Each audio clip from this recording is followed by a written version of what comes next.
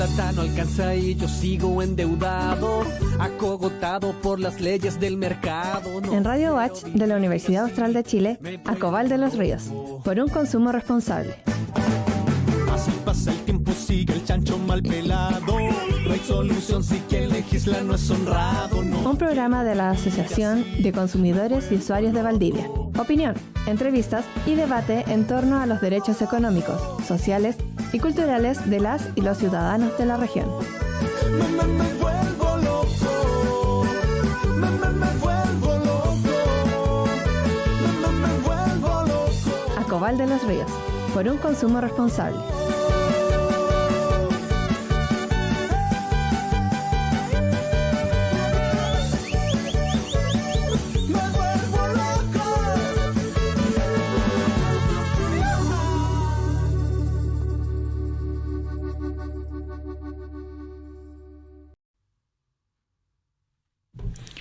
Bienvenidos y bienvenidas. Mi nombre es Eduardo Ramírez y esto es un nuevo capítulo de Acobal de los Ríos por un consumo responsable.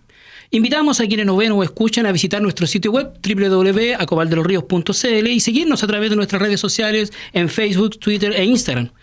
Este programa se transmite por la señal 90.1 FM de Radio Wash, el Facebook Live de Radio Wash Valdivia y la señal 52 de Tel Sur y 843 HD de Tel Sur. Bueno, hoy día estamos iniciando el último programa de esta temporada. Quiero partir un momento solemne, si se me permite, ¿no es cierto? Agradeciendo, como siempre lo hemos hecho, el espacio que nos brinda la radio para poder hablarle a la comunidad valdiviana con los temas relacionados con los derechos de las y los consumidores. Agradecer a los invitados e invitadas que hemos tenido a lo largo de esta temporada, quienes han aportado con su conocimiento, con sus trayectorias, a enriquecer, digamos, la conversación en torno a estos temas que nos convocan. Por supuesto, también agradecer a la audiencia que semana a semana nos sigue. Y bueno, comprometernos, todo esto, digamos, todas estas muestras de cariño, de confianza que hemos recibido de estas tres partes, nos comprometen a volver con más ganas, digamos, con más energía, por supuesto, en la próxima temporada, que esperamos también poder contar con este espacio para poder reencontrarnos con la comunidad valdiviana. Dicho eso, en esta oportunidad tenemos de invitado a don Diego Sáez Trumper, un viejo amigo, ingeniero acústico, titulado de la UASH, científico e investigador senior de la Fundación Wikimedia, músico integrante de Valcumbia, por ciento, también panelista de análisis internacional de la República de los Ríos, un espacio que de momento está pausado, digamos, esperamos que esté pausado. Y, por cierto, que tiene una importante trayectoria, muchos de ustedes lo deben conocer o recordar como expresidente de la FEWASH. Diego, hola, ¿qué tal? ¿Cómo estáis? Hola, Eduardo, muchas gracias por la invitación. Siempre un placer estar acá en la radio y que ojalá que esta radio dure muchos años y que el espacio de Acobal se mantenga aquí por mucho tiempo. Muchísimas gracias. El tema que nos convoca hoy día es derechos digitales, que es un tema que a nosotros como Asociación de Consumidores nos suena y nos resuena, ¿no es cierto? Precisamente porque de vez en cuando llegan algunos reclamos, digamos, a la plataforma de atención ciudadana que tenemos implementada en nuestra página web, relacionado fundamentalmente con la compra de algún equipo, lo típico, digamos, el celular, la tablet o el computador, y en algunos casos con la calidad del servicio que se recibe de las empresas especializadas en telefonía e internet. Ahora, como para introducir el tema, digamos, si ustedes me permiten alguna breve introducción, según la propia Wikipedia, ¿no es cierto?, los derechos digitales son la extensión de los derechos humanos redactados en la Declaración Universal de los Derechos Humanos. Bajo este concepto, podemos hablar de los derechos digitales como aquellos derechos humanos aplicados en la era digital, como es la privacidad, la libertad de expresión, el acceso a Internet y otros. El derecho en tanto disciplina, ¿no es cierto? Los abogados, es decir, ¿no?, la ley, qué sé yo, el derecho tiene que garantizar que estos derechos puedan ejercerse y están asegurados en el entorno digital con la misma eficacia que fuera de él. Lo que plantea el problema de cómo protegerlos adecuadamente dadas las especiales características del mundo digital. Hoy día, en particular, queremos abordar tres ámbitos, ojalá que el tiempo nos lo permita, son temas muy profundos, digamos, tienen su extensión, tienen su qué, y queremos abordarlo, digo, en tres ámbitos que son la privacidad y los datos personales, la libertad de expresión y derechos de autor y acceso al conocimiento. Entremos por acá, digamos, primero con lo que es la privacidad y los datos personales. Hace unos días atrás escuché el comentario, y tiene que haber sido un youtuber seguramente, que decía que cuando un producto o un servicio, por decir una app que es de la que estaba hablando, digamos, es gratuito, es porque el usuario es el producto. Claro, bueno, ese es un adagio bastante antiguo ya en la internet. Y efectivamente, a lo que se dedican la mayoría de las plataformas digitales, que son negocios, o sea, la mayoría son empresas. Hay muy pocos casos de plataformas hoy en día que no sean empresas. Wikipedia es uno, pero en general Facebook y todas sus empresas como Instagram o TikTok, que es otra empresa, o Google, su principal negocio es ofrecer personas a los anunciantes, ¿no? Es un modelo de negocios muy antiguo que es básicamente basado en la publicidad. Es como se financiaban los diarios o como se financió la televisión por mucho tiempo, pero con la diferencia de que en un entorno digital tú puedes ofrecer publicidad ultra enfocada, ultra personalizada, si vale la redundancia en este caso. Y claro, básicamente eso tiene una serie de consecuencias porque, por un lado, está el tema de la privacidad de tu actividad online, que es el principal bien que tienen empresas como Facebook, por ejemplo. O sea, ¿qué hace que Facebook sea Facebook? Y tú puedes probablemente producir un software bastante parecido en términos de técnica, digamos. Facebook o Instagram no hacen ninguna cosa muy avanzada. Tú podrías reproducir un sitio bastante similar, pero el valor que tienen esas empresas más que su tecnología son los datos que tienen. Son los datos que tienen sobre ti, los datos que tienen sobre mí, sobre todo los datos que tienen entre las relaciones que existen entre las personas. Entonces, efectivamente, lo que ellos hacen es... o su principal forma de financiamiento es esa, es recibir dinero de anunciantes, que pueden ser grandes anunciantes, o sea, puede ser la Coca-Cola anunciando en Facebook, cosa que hoy en día ya pasa, ¿no? O sea, antes se solía decir en publicidad que el 50% del dinero que se invertía en publicidad estaba perdido, iba a la basura, pero no se sabía que 50%. O sea, cuando tú pegabas un cartel, cuando tú ponías un anuncio en un diario, había mucho de eso que no llegaba a ninguna parte. Hoy en día ese dinero ya no está perdido y se puede trazar, se puede seguir con quién está interactuando con tus anuncios. Pero eso se hace a cambio de la privacidad de cada uno de nosotros. Ahí nos enganchamos como súper rápido y con mucha facilidad precisamente a estas aplicaciones, ¿no? Que casi que vienen nativos en algunos casos a la compra de un celular, que todo el mundo hoy en día, o prácticamente todo el mundo ya tiene un celular, y muy pocos tienen estos celulares senior, digamos, ¿no? Uh-huh. Para adultos mayores que también se comercializan. Uh-huh. Más bien lo tienen los adultos mayores, digamos, que está destinado para ellos. Y un grupo pequeño de adultos mayores, incluso los adultos mayores ya, etcétera. Entonces, y es, además de estos software, estas aplicaciones más conocidas, más populares, como el TikTok, el Instagram, el Facebook, hasta el Twitter, si tú quieres, ¿no es cierto? Hay una diversidad de otras aplicaciones que también son gratuitas, digamos, ¿no? En los juegos o incluso en algunas cuestiones más prácticas, como la afinación de una guitarra, por ejemplo. Y ellos también van capturando información, también pueden comercializar aquello, ¿no? Claro, o sea, de hecho yo creo que el mejor ejemplo es WhatsApp, ¿no? En WhatsApp no es explícito este modelo de negocio donde a ti te muestran, porque WhatsApp, ahora uno se olvida, digamos, pero los que se fueron por ejemplo, los que se vinieron a estudiar a Valdivia de otros lados recordarán cuánto costaba llamar por teléfono. No estamos hablando a China ni a Corea, digamos, sino que lo que costaba llamar por teléfono a tu casa, por ejemplo, tú, Eduardo, a Coquimbo, ¿no? Uh-huh, sí. Y ahora todo ese servicio se ofrece gratuitamente, prácticamente, o sea, si tú estás con Wi-Fi gratuitamente, y no hay ningún retorno. Entonces se requiere un nivel de infraestructura para que uno pueda hacer videollamadas. Yo que vivo en España, para que yo pueda hacer una videollamada desde Barcelona a Chile, y eso me sale completamente gratis y no me está mostrando ningún anuncio. O sea, en Facebook, en Instagram, eso es más claro dónde viene el dinero. Bueno, ¿cuál es el modelo de negocios detrás de eso? El modelo de negocios detrás de WhatsApp, y por el cual además no solo no te lo cobran, sino que además en la mayoría de los paquetes de teléfono hoy en día que te ofrecen en Chile, sobre todo, el uso de WhatsApp no consume datos. O sea, alguien está pagando por esos datos. O sea, no solo te está saliendo gratis, sino que alguien está cubriendo hasta el costo de tu conexión a Internet por eso. Y el modelo de negocio, eso es simplemente que eso permite recolectar datos, en este caso a Meta, que es la empresa matriz de Facebook, para poder hacer otros negocios de publicidad que no son directamente en esa plataforma. Entonces a ti probablemente en alguna parte muy pequeña que nadie lee, te cuentan un poco de esto, pero no somos conscientes de que al utilizar WhatsApp estamos brindando datos que van a servir en algún momento para que nos muestren publicidad. Y yo creo que ahí está uno de los grandes problemas, que al no ser explícito, a veces uno se confunde.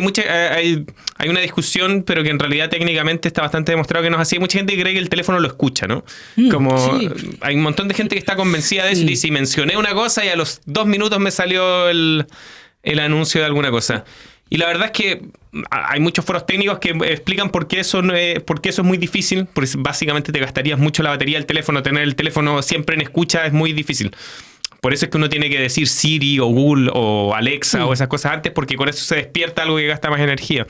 El teléfono no necesita escuchar todo lo que tú hablas para saber qué es lo que tú vas a buscar en Internet, porque sabe quiénes son tus amigos, sabe qué están buscando tus amigos, y con todos esos datos es capaz de predecir inclusive antes de que tú te des cuenta qué es lo que tú vas a buscar en Internet. Y eso precisamente está hecho con todas estas apps que están recogiendo nuestros datos. Entonces sí, cada vez que tú te instalas una app, por más inocente que parezca, normalmente está recolectando datos sobre tu comportamiento. Hace un tiempo empezó a aparecer con mucha frecuencia, más de lo que aparecía antes, quiero decir, estas alertas de cookies. Qué sé yo, abres una página y te alertan de que ahí están las cookies, qué sé yo. Que estos son pequeños fragmentos, ¿no es cierto?, de texto que los sitios web visitan, que envían al navegador. ¿Sí? ¿Qué hay con ello? También hay una recolección de datos también ahí en términos de intereses y cuestiones que son relevantes para el, comillas, consumidor, la consumidora. Claro, exacto. Lo que hacen las cookies, primero, ¿por qué nos están apareciendo todas estas imágenes? Todo esto que antes no aparecía, esto es básicamente por una ley que se aprobó en Europa hace algunos años atrás, el GDPR, que obliga a los sitios a decirte esto. Ahora eso no tiene ninguna utilidad práctica porque tú, si no puedes ver el sitio, yo creo que muy poca gente se dedica como a rechazar las cookies, hay gente que lo hace. Sí, básicamente lo que hace una cookie es, el sitio escribe algo dentro de tu computador, dentro de tu disco duro, que es como ponerte una etiqueta en la frente. Te lo puedes imaginar como este juego que a lo mejor alguno ha visto, que tú te ponen algo en la frente y los demás te dicen qué es lo que tú tienes escrito ahí. O sea, es algo que entre los sitios web ven. Y son unos códigos normalmente que están encriptados de alguna forma, pero son unas pequeñas marcas que van dejando, cosa que cuando tú vas a otro sitio, el navegador sabe que tú eres la misma persona que estaba antes. O sea, es una especie de marca invisible que solo pueden leer los sitios y que también, claro, se utiliza exactamente para saber que estás navegando en la red, y esa es una de las formas más comunes de rastreo en la red. Afortunadamente para eso hay bastante, o sea, si alguno de las auditores está preocupado de eso, para eso hay bastantes, no sé si soluciones, pero por lo menos formas de controlarlo. Existen una serie de plugins que uno se puede instalar, inclusive el mismo modo incógnito, que no es muy incógnito, pero para lo poco que sirve el modo incógnito es, si usted quiere que las cookies, lo que está buscando, después no le aparezca, no sé, usted se metió a una página... De adulto, digamos. Bueno, no, pues voy a poner un ejemplo, de adulto. Sí, o usted, claro, pero es que claro, también hay gente que conoce como el filtro de adultos, ¿no? Yeah. No, pero imagínate que tú estás buscando algo de salud, por ejemplo. Correcto. Estás buscando algo de salud y no quieres que después te empiecen a salir un montón de anuncios sobre tu problema de salud. Muy bien. Una forma de evitar eso o de disminuirlo, porque no se evita completamente, pero una forma de mitigar ese problema es usar el modo incógnito. Y una práctica buena es de vez en cuando borrar las cookies. Eso también lo permiten prácticamente todos los navegadores. Borrar las cookies de vez en cuando. Hay cookies que se usan para otras cosas. No solo existen las cookies de traqueo de publicidad, existen muchos tipos de cookies. Existen las cookies de sesión también, que es lo que le permite al navegador saber cuando tú estás dentro de tu Gmail o cuando estás dentro de tu Facebook o dentro de la página que estés. Entonces normalmente cuando limpias las cookies te desbloqueas de todo y tienes que volver a ingresar a las cuentas. O sea, eso es bueno saberlo cuando uno va a limpiar las cookies, que va a tener que ingresar de nuevo a todas las cosas. Así que es bueno tener las passwords anotadas en alguna parte o guardadas en el mismo navegador para no quedar fuera de los sitios. Pero es una muy buena práctica limpiar las cookies lo más periódicamente que uno pueda. 2 veces por semana, perdón, no, cada 2 semanas, 1 vez al mes. Bueno, claro, vemos algunos que somos fanáticos. Yo lo hago casi diariamente. Existen una serie de otras formas más complejas que te hacen que no tengas que... Pero yo creo que 1 vez al mes, algo así, es una buena cosa. En el entendido que uno no quiere revelar esa información. Hay gente que a mí también me ha dicho, no, es que a mí me gusta que me llegue publicidad que está relacionada conmigo, porque si no me llega publicidad irrelevante. Eso ya es una decisión. Pero al menos... yo creo que hay cosas que uno no quiere que le estén apareciendo todo el tiempo, y en ese caso la utilización de tanto de un limpiado de cookies, vamos a decir mensual, más el modo incógnito, pueden ayudar bastante con eso. Yo personalmente creo que lo más incómodo, y lo digo desde mi propia experiencia como usuario, ¿no es cierto?, es cuando te llegan contenidos o publicidad de sitios de noticia o de debate, y lo pongo así muy entre comillas, que con respecto de los cuales yo personalmente no comparto la línea editorial, digamos, porque son conservadores o son ultraconservadores. Y eso me asombra muchísimo, digamos. Claro, uno está buscando espacios quiero decir, sitios o canales de noticias, y lo que recibes de vuelta como publicidad son estas otras cosas, digamos, ¿no? Claro, ese es el tema de la publicidad, y eso tiene que ver un poco con el tema que tú hablabas también al principio, Eduardo, de la libertad de expresión y cómo está afectando esto. Porque claro, los que ponen, o sea, lo que detecta el sitio es que a ti te interesan las noticias. Lo que puede detectar inclusive la cookie es cuál es tu posición política. Pero los modelos de negocio que tienen estas empresas van a hacer que a ti te van a mostrar cosas que no es, hay dos fenómenos distintos. Hay una cosa que se llama sesgo de confirmación, que es que uno tiende a recibir información que ratifica tus pensamientos anteriores. Claro. Eso va por un lado. Pero hay otro fenómeno que tiene que ver con las cosas que generan lo que en inglés se llama engagement, que no hay como una traducción tan establecida para el castellano, pero básicamente que tú te quedes enganchado a la plataforma. Y eso es una cosa que ha sabido manejar muy bien, sobre todo, digamos, el modelo Trump con todas sus variaciones, Bolsonaro, Vox, en Chile, la ultraderecha acá, republicanos. Eso es un modelo que lo reproducen, toda esta cosa de Steve Bannon, que es un gran modelo que se ha copiado, y lo que hacen ellos es que tú te puedes quedar enganchado con un contenido porque te gusta mucho, pero también te puedes quedar enganchado con un contenido porque te parece inaceptable. Entonces, hay cierta evidencia, por ejemplo, en España, que el grupo de ultraderecha Vox mandaba publicidad con sus contenidos más, por ejemplo, homófobos o más misógenos a personas que sabía que eran progresistas o directamente afectados, qué sé yo, personas de la comunidad LGTBI, le mandaban contenido homófobo. La idea de eso no es solo molestar, que también puede cumplir un rol, sino que es producir, precisamente romper esta burbuja, porque lo que lograba eso era que esa gente comentara en ese contenido. O sea, si tú ves un contenido que te parece indignante y comentas, por la forma en que funcionan los algoritmos y también por la forma en que funcionan, y normalmente se le echa la culpa a los algoritmos, por la forma en que funcionamos cuando se arma una polémica, eso le tiende a interesar a mucha gente. Entonces, gran parte del posicionamiento que lograron estos grupos ultraconservadores tuvo precisamente con decir barbaridades, con lo cuales ellos se apoderaban de la agenda, se apoderaban de la discusión. O sea, podemos estar hablando, no sé, de algo, no sé, del proyecto de 40 horas del gobierno, muy importante. Ahora, si va alguien y tira un mensaje homófobo dentro de un grupo LGTBI, la discusión se va a ir allá, y el otro tema va a quedar fuera. Entonces, dentro de la lucha por la agenda, el hacerte llegar a ti contenido que te parece deleznable,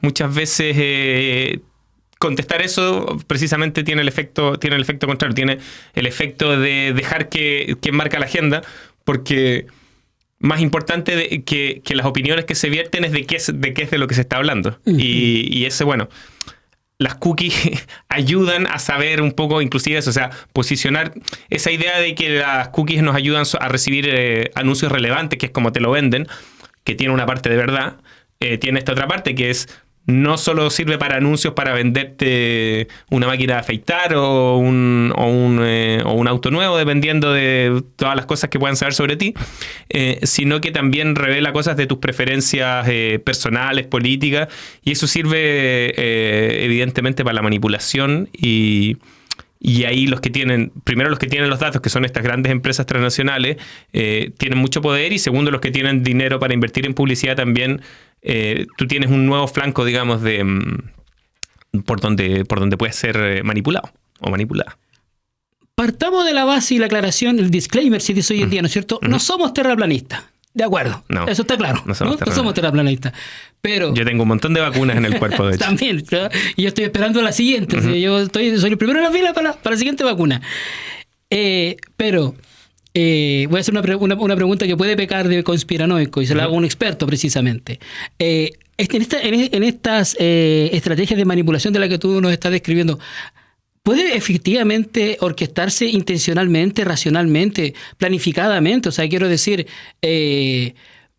no tenemos la certeza, la constancia, digamos, la evidencia, pero puede ocurrir que efectivamente hayan grupos que estén, grupos operativos tácticos que estén dedicados exclusivamente a copar la agenda de Internet, por ejemplo, del Twitter, ¿no? Sí. Con estos contenidos precisamente para distraer la atención de otros temas más relevantes en la agenda pública, ¿sí? O sea, sin duda. Sí, o sea, hay empresas que ofrecen estos servicios, ¿eh? O sea, estamos hace rato, hay evidencia de cómo lo han hecho algunos de estos grupos. El caso de hay varios casos estudiados. El primero de Trump como que sorprendió a mucha gente, entonces se estudió como más exposed, pero ya el caso de la primera elección de Bolsonaro, o sea, la única por suerte, pero la que ganó, ¿no? Hay imágenes de las granjas de clics, que se llaman esos, que es básicamente un montón de gente un grupo de gente con un montón de chips de celular y utilizando muchas cuentas, porque además la gente, cuando se usa el término bot, claro, normalmente un bot, como se conoce en el mundo informático, es un pedazo de software que hace algo, ¿no? Pero en realidad lo que hay son muchos, esto técnicamente se llaman microtareas, pero básicamente gente cuyo trabajo es manejar muchas cuentas en distintas plataformas y discutir. En inglés se usa el término sock puppets, que es como títeres de calcetinas. Y entonces gente que tiene varias personalidades en Internet y maneja varias cuentas, inclusive algunas que discuten entre ellas, porque como lo que más vende es la polémica, y para instalar temas, claro que sí. O sea, yo, además, digamos, de mi trabajo en Wikimedia, desarrollo alguna investigación académica en esto. Trabajamos con Luis Cárcamo también haciendo cosas de esto. En las campañas de las últimas elecciones, de las distintas que han habido en Chile, es bastante evidente el número y hay bastante gente que hace esta investigación en Chile, no solo nosotros. Marcelo Mendoza en la Universidad de Santa María, varios otros colegas. Es bastante evidente el grupo de cuentas falsas, o de cuentas que normalmente coloquialmente llamaríamos bots, que son personas que están dedicadas a eso. Y claro, si tienes una persona que está rentada para hacer esto, una persona en Internet puede fácilmente valer por 50 o por 100 cuentas que puedes manejar. Lo que pasa es que tienes que tener recursos, alguien tiene que estar poniendo la plata.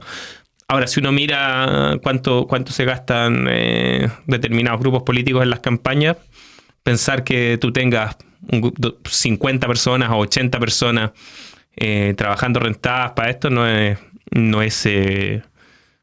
o sea, es bastante fácil de pensarlo. Y no solo eso, también se financia los generadores de contenido. Eso hay unos estudios que hace un periodista español, Julián Macías, sobre la Atlas Network, que es donde muchos de los creadores de contenido, sobre todo youtubers, de ultraderecha alrededor del mundo, y también hay de ellos en Chile, reciben financiamiento para generar contenido, porque tú tienes como varias cosas. Tienes los que generan, o sea, los vamos a llamarle los bots, que dan likes en muchas cosas y que generan tendencias, pero también tienes gente que genera mucho contenido. Hoy en día en Chile, ¿para qué vamos a dar los nombres para ser los más populares? Pero hay canales de ultraderecha financiados por Atlas Network que son más populares que muchas de las radios, inclusive de las más importantes del país. Hay canales con cientos de miles de seguidores, y eso, tener un canal que funcione y que produce todo ese contenido, evidentemente que requiere de financiación.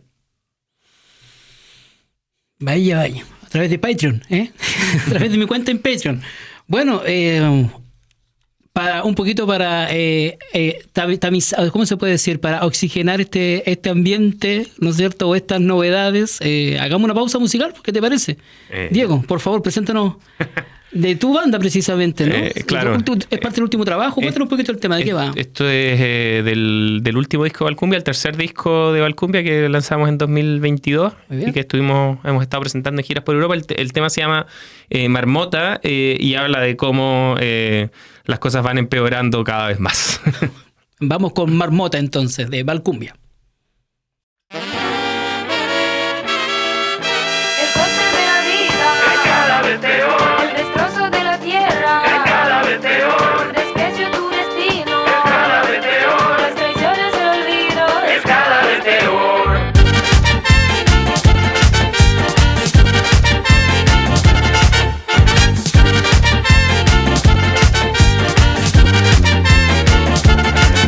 Sigue el sueño con serpientes en la lucha del amor. El retorno de lo mismo, pero cada vez peor. La marmota no ha salido y la nieve ya cayó. Se repite el mismo día, pero cada vez peor. El coste de la vida es cada vez peor. El destrozo de la tierra es cada vez peor. Tu desprecio, tu destino es cada vez peor. Las traiciones, el olvido es cada vez peor.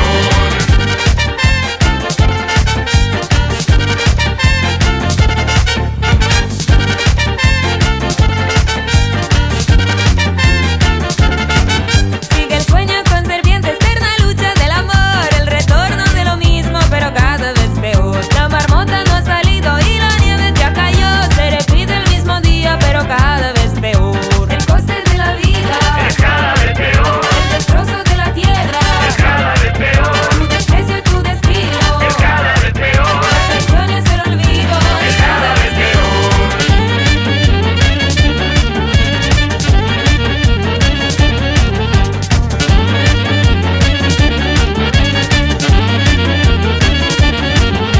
El coste de la vida es cada vez peor. El destrozo de la tierra es cada vez peor. Tu desprecio, tu destino es cada vez peor. Las traiciones, tu olvido es cada vez peor.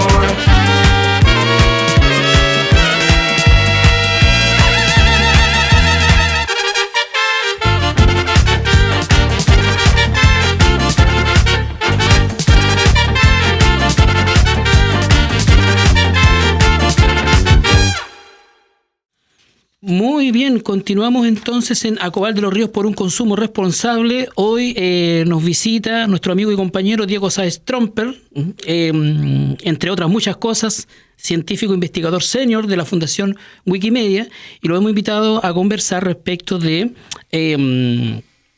por acá tengo el título de la cuestión. Derechos digitales. ¿Qué diablo? Un lapsus. Derechos digitales. Sigamos entonces. Estábamos viendo precisamente esto del uso de los bots, ¿no es cierto? Y de gente que está que está rentada precisamente para generar contenido, etcétera, ¿no?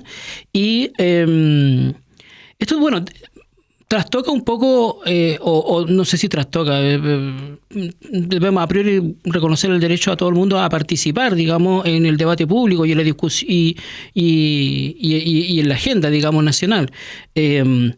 Pero se generan esta dinámica en la que este derecho, ¿no es cierto?, a participar en el debate público se ve trastocado por la introducción así intencional y concertada de contenido que contienen discursos de odio en Internet, ¿no?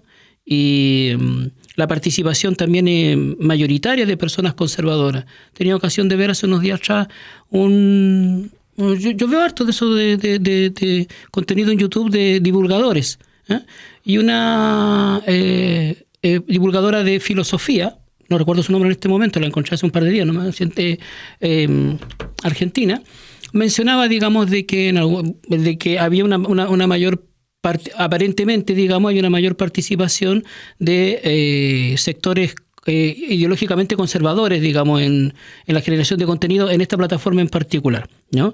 Poco menos que incluso algunos de ellos han llegado a manifestar que la Internet es nuestra, precisamente por el alto grado de participación y de visibilidad que tienen en estas plataformas donde se genera contenido. ¿Cómo va eso, digamos, porque fundamentalmente, queramos que no, digamos, pasa esto, ¿no? De lo que mencionaba hace un momento atrás, de que algunas personas se ven tentadas a responder a contenidos que son inaceptables, ¿no? Políticamente incorrectos y moralmente inaceptables, sobre todo aquellos que tienen que ver con discursos de odio, por ejemplo. Y bueno, ya pasa aquello, ¿no? Que le damos mayor visibilidad o mayor participación a este tipo de contenido en nuestras plataformas, en nuestras redes sociales, pero también es cierto de que estos divulgadores, este sector en particular suele ser muy atractivo por su desplante histriónico, por su capacidad de oratoria, por la construcción de un discurso que se ve aparentemente racional y que no tuviera problemas en su lógica, como dice el meme, ¿no es cierto? Y pasa colado en sectores, en amplios sectores de la sociedad, siendo que lo que contiene realmente es un discurso conservador, de ultraderecha, discursos de odio, etcétera. Y hay que poco menos, nos ha pasado, ¿no? Que hay que estar atajando a los amigos o familiares diciéndole, espérate, no, si eso que está ahí no es del todo bueno, digamos, no es del todo cierto, ¿no? ¿Cómo lo ven ustedes, digamos? ¿Cómo lo ves tú en particular este fenómeno? Sí, bueno, es que cuando partió la internet, primero yo creo que hay dos cosas que cambiaron mucho, pero como que no hemos terminado de asumir que cambian, aunque vivimos en el nuevo paradigma claramente, ¿no? Primero la internet se conocía como un espacio descentralizado, ¿no? Donde, bueno, y esta imagen como que persiste, como que tú te puedes hacer un canal de YouTube, yo me puedo hacer un canal de YouTube, la radio de la Watch, no sé si tiene un canal de YouTube, pero transmite por Facebook, claro. Tiene un excelente canal de YouTube probablemente. Sin duda. La cosa es que entonces hay como una sensación de igualdad y hasta un cierto punto es verdad. O sea, tú antes... yo recuerdo en esta misma radio cuando yo estaba en la universidad era muy difícil que un estudiante pudiera entrar a hablar a esta universidad y hoy día un estudiante se puede hacer su canal de YouTube y ahora también puede entrar en la radio, me imagino, hay programas de estudiantes que... Sí, muy bueno. Pero claro, hay una cierta democratización que es real. Lo que pasa es que nos quedamos con la idea de que todos podemos hacer nuestro canalcito de YouTube, pero evidentemente no es lo mismo hacer un canal de YouTube tú con tu teléfono o con tu computador en tu casa que hacer un canal de YouTube con un montón de financiamiento que te permite tener un cierto nivel de producción, de preproducción, de preparar los contenidos, de escribir guiones, de editar, de etcétera, de darle una cierta calidad y sobre todo de publicidad, o sea, de poder pagar para que alguien vea tus cosas. Todos los que, yo me imagino que habrá mucha gente que escuche que habrá ella misma intentado conocer a alguien que intentó hacer un programita por internet y todo, y en general tú obtienes 50 visitas, 100 visitas, 300 visitas. Los más jóvenes tienen un poco más, pero no mucho más que eso. Y eso es porque realmente la única forma de empujar un canal o un contenido en internet en un principio es o ser apoyado por un canal grande o poner mucha plata para en buenas cuentas que te vean, forzar que te vean a través de la publicidad. Entonces hay una idea de que estamos todos por igual, pero no estamos todos por igual. Y el segundo cambio, yo creo, radical fue que al principio también la internet, sobre todo con los zapatistas, que fueron como los primeros en utilizar inteligentemente la comunicación, y después con esfuerzos como habían plataformas como Indymedia, que tal vez alguien se recuerde, que eran como, de nuevo, como vamos a utilizar estas redes horizontales para producir... como para competir el mass media, digamos, los grandes conglomerados de comunicación. Y eso también cambió porque eso se quedó siempre en esfuerzos muy, digamos, de base, activistas y todo, pero hubo un determinado grupo del sector más reaccionario mundial que fue liderado además desde Estados Unidos con el gran ejemplo que hay de eso es Donald Trump.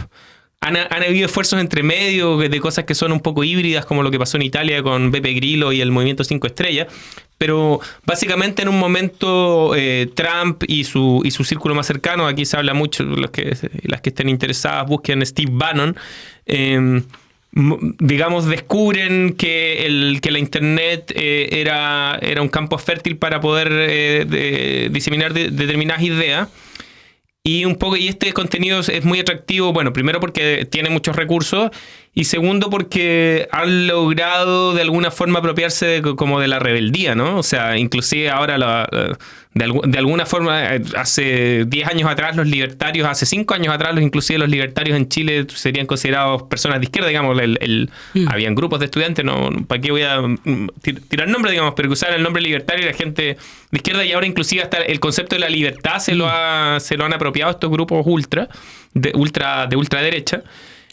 Perdón que te interrumpa, ¿está el concepto de la anarquía? Si están los anarcocapitalistas también, no nos olvidemos de eso. Sí. O sea, se han apropiado de la rebeldía, en buenas cuentas, lo políticamente incorrecto. Y esos son contenidos que funcionan muy bien en Internet porque son muy disruptores. Entonces, tú vas a compartir algo muy empaquetado en Internet, no funciona porque para eso ya están los medios tradicionales, ¿no? Entonces, como se ha invertido mucho en eso y como hay un cierto vacío legal, porque tú ¿cómo frenas esto? Es complicado, tú necesitas algún tipo de centralización de poder para que... o sea, hay cosas que siempre se prohibieron en la tele porque no sé, porque mostrar pornografía infantil es una cosa inaceptable y eso todavía se considera una cosa inaceptable. Pero los discursos de odio que en algunos países son considerados inaceptables, en otros países son naturalizados. Yo lo veía ahora con lo que pasó en Brasil hace unos días atrás. Como te lo reportan los canales chilenos, realmente, o sea, ahí no... Mientras más aburridos son los canales, mientras más empaquetados son los medios de comunicación oficiales, más fácil es hacer algo que parezca disruptivo.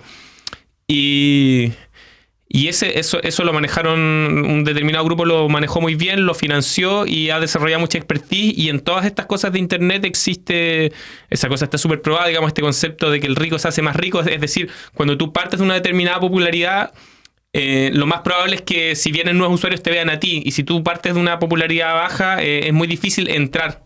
Entonces, como estos grupos lo hicieron bien en un determinado momento, que todavía estaban como partiendo las redes, cuando un cambio de algoritmos y un cambio de cómo funcionaban las cosas más o menos por el año 2007, cuando las redes sociales, sobre todo con Facebook, empiezan a estallar, ellos entendieron muy bien esto y hoy en día tienen, claro, una posición dominante. Hay una entrevista muy buena que le hace Nicolás Copano a un tipo que se hace llamar Crypto, no recuerdo su nombre, digamos, que tenía algunos de estos canales de ultraderecha, donde él se arrepiente y cuenta un poco cómo funciona. Y precisamente una de las políticas que ellos siguen, digamos, que estos grupos de ultraderecha siguen, es apropiarse del espacio y que no se pueda... Así de la misma idea que los grupos de ultraderecha salían a barrer calles, bueno, salen a barrer comentarios en Internet y cualquier cosa que sea opuesta a lo que ellos dicen recibe ataques feroces, hasta que, bueno, la gente que quiere debatir en eso se sale porque ¿para qué estar recibiendo tanto odio? Es insano además, porque claro, debe ser súper agotador mental y emocionalmente. Me imagino, claro, yo. Destinar tanta energía a eso. Mira, mientras te escuchaba pensaba, generalmente los derechos del consumidor y la consumidora van asociados a lo que se llama un acto de consumo, que es básicamente una transacción económica, ¿no? Entonces, en el caso de que nos está ocupando, generalmente se limitan y se restringen a la compra del equipo, de la terminal, si se quiere decir así, ¿no? El celular, la tablet, el computador, digamos. Pero en estos otros temas, que son el consumo que hacemos de contenido en redes sociales y en Internet en general, como no hay una transacción de por medio, hay una situación de... O sea, no sé realmente cómo estamos en Chile respecto de legislación para controlar los daños o perjuicios que este tipo de contenidos puedan tener en la calidad de vida de las personas. A nadie se le... O sea, de partida no podemos acusar a una empresa judicialmente, eso sería ilógico realmente, acusarla de que me obligó a consumir, por ejemplo, digamos, ¿no? Y luego, a menos que haya comprobado, se configure un caso efectivamente de acoso, mal también podríamos judicializar o denunciar en tribunales a un sitio por sus contenidos en función de discursos de odio o discursos ultraconservadores. ¿Cómo está la legislación en Chile? ¿Tienes alguna idea de cómo está la legislación en Chile en torno a los derechos digitales? Mira, yo conozco bastante poco de la parte legal y menos en Chile, pero sí te puedo hacer algunos comentarios al respecto. Uno es que existe, digamos, las empresas tienen que cumplir determinadas leyes y las empresas están radicadas, o sea, hay oficinas de Google en Chile, por ejemplo. O sea, hay una representación legal donde tú te podrías quejar de algo. El tema son las asimetrías de poder, ¿no? O sea, la posibilidad que tú tienes de ganarle algo a Google probablemente es poca, tal vez a través de una asociación de consumidores sea un poco más, pero de todas formas es una pelea... No diría de David contra Goliat, porque a todo el mundo se le olvida que David le ganó a Goliat. No, esta es una pelea más bien entre la invasión norteamericana en no sé, en alguna parte. Hay cosas de todas formas que se pueden hacer y hay cosas que se están haciendo. Uno es de los mismos canales que estas plataformas ofrecen. Yo creo que es importante utilizarlos. Cuando tú ves contenido que es inaceptable, que promueve discursos de odio, sobre todo plataformas como Facebook, como Instagram, Google mismo. El caso de Twitter ahora es un poco una incógnita, pero tú puedes denunciar contenido. Y eso es muy importante hacerlo. Más que ponerse a discutir y a debatir ese contenido es denunciarlo para que ese contenido no se propague más. Buscar el botoncito que dice reportar este contenido, reportarlo y explicar por qué. Porque de todas formas estas empresas, gusten más o gusten menos, tienen equipos que en teoría deberían ayudar a frenar esto. También tienen líneas ideológicas y esta empresa y probablemente no van a frenar todo, pero yo creo que es importante utilizar ese canal. Lo otro tiene que ver ya con exigir legislación. La legislación en Chile en términos de privacidad es muy laxa. Hay una cosa que le impresiona mucho a los extranjeros cuando vienen a Chile, que es que esto que te piden el root para, no sé, vas a comprar pan al supermercado y te piden el root. Eso es muy importante y es una cosa que la gente no se da cuenta muchas veces. El que tú tengas un identificador único para todas tus actividades de la vida es una de las mayores violaciones a la privacidad, porque después es muy fácil cruzar esos datos. Entonces, y tú no sé si tú quieres que tu ISAPRE a lo mejor se entere de qué es lo que tú compras en el supermercado, porque cuando te van a recalcular cuánto vale tu plan eso lo van a utilizar y eso está ahí y eso es un problema. Se va a encarecer porque come muchos choripanes, por ejemplo. o compra mucho vino. Claro, entonces eso es un problema, eso está estudiado y eso hay determinadas legislaciones en determinadas partes del mundo. En Chile, lo que yo entiendo, sin conocer la ley en el detalle, simplemente por ver las prácticas, es bastante laxo. Entonces yo creo que una de las cosas que claramente se necesita son mejores leyes. Me parece que, volviendo a lo que comentaba Brasil la semana pasada, Brasil tomó una serie de medidas ahora que le exigió a las grandes plataformas, a Twitter, a Meta, no sé a cuáles más, que cerraran determinados canales de la gente que promovió este asalto a los tres poderes en Brasilia. Y además que entregara información. En Estados Unidos esto existe, esto en Estados Unidos se puede hacer a través de lo que se llama la ley patriota, que es básicamente una ley que le permite al gobierno interferir y recabar datos que están dentro de estas empresas que están en Estados Unidos. Pero va a ser bien interesante lo que va a pasar en Brasil porque Brasil es un perro lo suficientemente grande, digamos, para que cuando ladre se lo escuche, pero no es Estados Unidos. Entonces yo creo que se vienen nuevas regulaciones ahí. Y yo espero que Chile se ponga, digamos, al día y se suba dentro de estas cosas porque, claro, es un tema difícil porque los que vivimos el otro lado de la censura, o sea, y ni siquiera estoy hablando de la época de la dictadura, yo no sé si tú te acordarás, Eduardo, cuando en Chile se prohibió dar la última tentación de Cristo. Sí, de hecho. Y claro, se hacían... a principios de los 90. Claro. O sea, finales de los 90 yo te diría inclusive, porque, o sea, yo recuerdo haberla ido a ver cuando yo estaba en la universidad el año 99 o 2000 y era como un acto de rebeldía. O sea, no queremos que nos digan qué podemos ver o no, pero a la misma vez se necesita alguna regulación que impida que los discursos de odio puedan legitimarse y entrar como uno. Porque lo más complejo de esto no es solo que tú estés expuesto a discursos de odio porque tú vayas a creer en ese discurso de odio, es porque cambian la cancha, ¿no? O sea, se normaliza, como se dice, ¿no? Se vuelven aceptables cosas que como humanidad ya habíamos superado.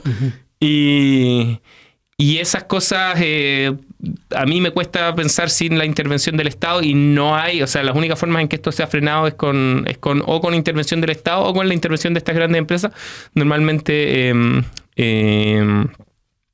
impulsadas por leyes. Entonces, necesitamos mejor y también necesitamos mucho más formación. Necesitamos que estas cosas se enseñen en los colegios. Necesitamos que... Porque siempre la gente dice, no, las nuevas tecnologías, las nuevas generaciones son nativos digitales y se manejan súper bien. Durante la pandemia muchos profesores comentaban que que los niños hoy en día son muy buenos haciéndote un story, editándote un video, pero que cuando tenían que transformar un Word a PDF y subirlo a una determinada carpeta, no todos eran tan buenos.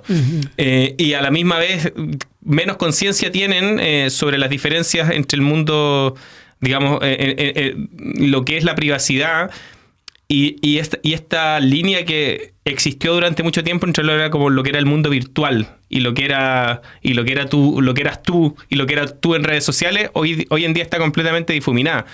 Entonces, así como enseñarte que tú tienes derechos humanos o enseñarte matemáticas, yo creo que hoy día que todos y todas entendiéramos que no es tan difícil, porque siempre se habla de los algoritmos, se usa la palabra, a mí me molesta mucho, digamos, y perdón si la he usado yo mismo, la palabra algoritmo como si fuera una cosa así súper, con un montón de fórmulas y cuestiones, y al final los algoritmos son funciones matemáticas bastante simples que lo que hacen es optimizar, en este caso, sobre la cantidad de anuncios que tú vas a ver y que tú tengas conciencia de eso ya es bastante, o que en el colegio te enseñen lo que es una cookie. Yo desconozco qué es lo que está en los planes de estudio hoy en día, pero no me cabe duda que si es que hay algo se requiere más y si no hay nada es urgente ponerlo.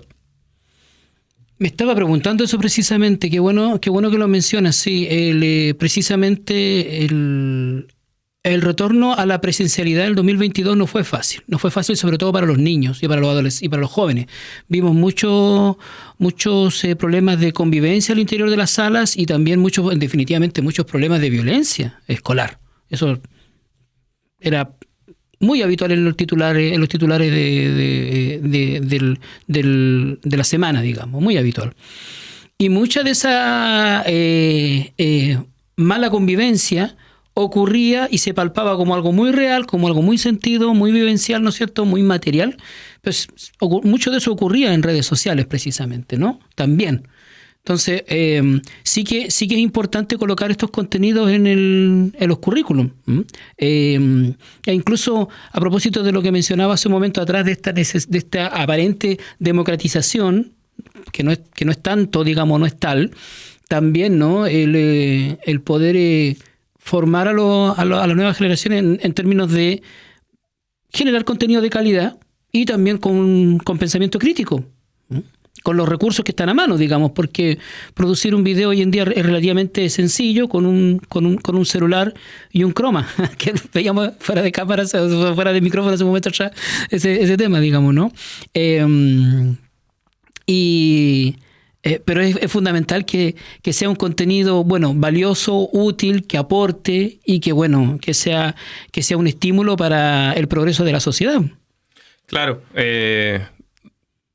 Nosotros lo necesitamos para las nuevas generaciones, lo necesitamos para nosotros mismos, porque también eso lo comentamos con unos amigos ayer. Hoy en día, cuando te dicen que hay un buen libro sobre algo que a lo mejor no es tu tema de mayor interés, a veces es más fácil buscar a alguien que te haga el resumen en YouTube, porque, bueno, a lo mejor en 5 minutos te explican un libro que tú te hubieras demorado 3 horas en leer y a lo mejor no hubieras entendido. Esto mismo, a mí me gustan también mucho los divulgadores de filosofía. Yo he agarrado libros de Hegel, no he entendido nada, y después vas a un youtuber, te lo explica con peras y manzanas. Y es súper agradable y uno tiene una sensación, o sea, uno aprende. Evidentemente aprende. Lo que pasa es que estamos depositando la confianza en personas que tienen bastante follower y que hablan bien, pero no necesariamente no hay ningún otro filtro ahí. Y eso es un poquito complicado. Entonces, no sé, a lo mejor hay que ver 3 videos distintos de Hegel para que te lo expliquen 3 personas distintas, para que tú puedas ir sacando tus propias conclusiones. Yo no creo que vayamos a volver a un modelo, porque además no es que... Yo no sé si estamos reemplazando los libros por youtubers o simplemente estamos adquiriendo más conocimientos porque hay cosas que tú no ibas a hacer pero si alguien te lo explica en un video de 3 minutos, ¿por qué no? Y lo vas incorporando. Pero también hay que saber ser crítico con lo que uno cree que aprendió sabiendo que lo viste en un video de YouTube de 3 minutos, ¿no? Entonces ese tipo de confianza hay que hay un tema de humildad ahí que hay que aprender uno mismo de no creer que uno es experto en algo porque lo vio 3 minutos o 5 minutos o 15 minutos en un video de YouTube. Claro que sí. Diego Sáez, muchísimas gracias por tu tiempo, muchísimas gracias por esta visita. Nosotros ya estamos cerrando este nuevo capítulo de A Cobal de los Ríos por un consumo responsable. ¿Algunas palabras finales? No, solo agradecer de nuevo la invitación. Hacía tiempo que no estaba acá. Antes, como tú decías, venía República de los Ríos. Después han habido cambios en los equipos. Cambio en el equipo. Unos suben, otros bajan. Yo suelo decir que la radio de la Universidad Austral se ha ido transformando en los últimos años en un espacio súper valioso para la ciudad y que espero que este espacio se defienda, que no sufra porque hay muchos estamentos y muchas personas en la universidad sufriendo. Le quiero mandar un saludo al Leo del Casino de la Universidad Austral, que nos atendió por muchos años los que estudiamos en esta universidad, que sé que está en una situación compleja, así que le mando un saludo. No sé si es correcto o no hacerlo en este espacio, pero lo siento como una obligación y a todos los y mi apoyo también a todos los funcionarios de la Universidad Austral que están pasando por momentos complicados. Sí, por supuesto, también nos hacemos parte de aquello como Asociación de Consumidores. Un saludo cordial, cariñoso a estas personas que tuvimos la oportunidad, el privilegio, el honor de conocer nuestro paso por la universidad. Nos atendieron, nos alimentaron, como bien decía Leo hace unos días atrás, y nada, todo nuestro apoyo en estos momentos complicados por los que están pasando, digamos, ¿no?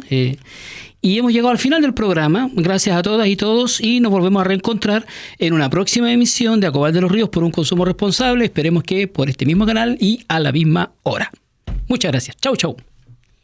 La plata no alcanza y yo sigo endeudado, acogotado por las leyes del mercado. En Radio Watch hemos presentado A Cobal de los Ríos por un consumo responsable. Así pasa el tiempo, sigue el chancho mal pelado. No hay solución si quien legisla no es honrado, no. Un programa de la Asociación de Consumidores y Usuarios de Valdivia.